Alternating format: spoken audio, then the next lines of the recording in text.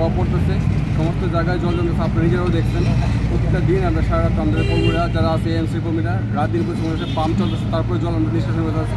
প্রত্যেকটা ড্রেন দেখেন, আপনারা ছবি তুলতে পারেন, ড্রেনের প্রত্যেকটা ড্রেন এইভাবে কনস্ট্রাকশন হয়েছে, ড্রেনের উপরে কনস্ট্রাকশন করতেছে, ড্রেনের উপরে সমস্ত ম্যাটেরিয়াল চিপস বালু সব ড্রেনের উপরে রাখতেছে, সেগুলো আমরা রিমুভ করার চেষ্টা করতেছি। আর এখানের মধ্যে আপনি যে ছবিটা দেখেন, ছবিটা দেখেন আপনি এখানে পুরো ড্রেন দেখেন আপনি খুলে আছে, কমপ্লিট হয়েছে। এই কারণে আমরা স্পেশাল ট্যাপ দিয়েছি, এটা আজকে না 3 দিন ধরে চলতেছে।